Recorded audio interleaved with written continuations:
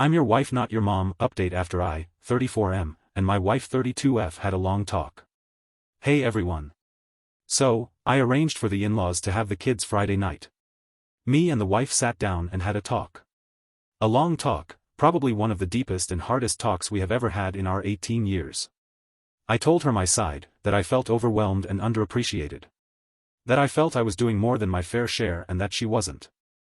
I told her that I could understand that while I may be doing plenty around the house and parenting, that I was guilty of letting her take the majority of the mental load, but that still didn't excuse her behavior. I felt I was firm but fair, and to her credit, instead of fighting back, she listened. We discussed her feelings, and she admits to not prioritizing housework and trying to make the most of her free time, and agreed that we will sit down and come up with a schedule for cleaning that we are both accountable for. She told me some issues that I wasn't aware of that her mother had been dealing with since retiring and the passing of her father, wife's granddad. Loneliness and depression, issues relating to my SAL, she's a mess and constant headache. Which was why she had been going to see her so much. Other feelings she had been having about feeling lost in kids, not having anything for herself, and some depression related to weight gain since having our second child. She has put on 40 to 50 pounds and no longer feels attractive. I told her that I still think she's beautiful, but she doesn't.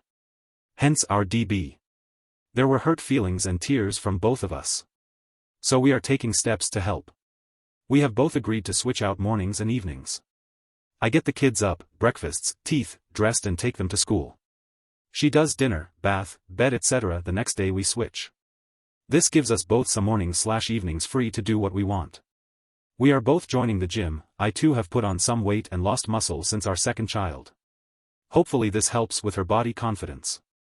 We are also arranging with the in-laws to have babysitters once a week for us to start going on regular dates again. For context, the in-laws are our only support. I'm an orphan of abusive parents, raised by my grandmother, now passed. We have found a cleaning schedule, where you do certain chores throughout the house every day but pick one room to deep clean every day too. With me doing laundry, dishwasher, etc., things that take less time. Her doing the deep cleans and general tidying. Most importantly, she is looking to get a job part-time so she can start helping financially, give her some income that isn't from me, and give her something to focus on outside of being a mom. As all my wages went into the joint account, I felt like I never had any money as I didn't want to spend and there not be enough to pay the mortgage, etc. So I never spent money and resented that she did.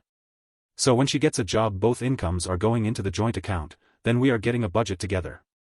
Making sure there is enough to cover direct debits, then dividing the remaining into accounts for savings and personal accounts for each of us to have our own money that we can spend how we want guilt-free.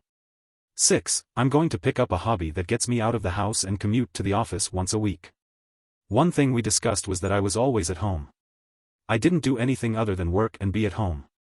So we didn't have a lot to talk about, because I didn't go anywhere. It also meant that she never got any alone time at home away from me and the kids, and she felt like a nuisance being at home while I'm at work. We took this weekend to spend some time together as a family, took the kids to the park, went to a nature reserve for a picnic and bike rides. Took the kids rock climbing followed by ice cream. It was really nice and we both feel like a weight has been lifted. It's obviously not going to change overnight and we need to work at it. But we have a plan and both seem to want to put in the effort. To everyone who gave me good advice, recommended therapy, we can't afford it until she starts work, but we are looking for when she does, commiserated with your own stories or just had a kind word to say. Thank you so much. There were comments that made me cry and so much insight that I hadn't considered. Thank you. To those of you who clearly didn't read my post but instead assumed I was entitled and entirely to blame because I used the word help. Or that I probably didn't know my own children's birthdays and allergies. I feel sorry for you and hope that you get the help you so sorely need. Subscribe.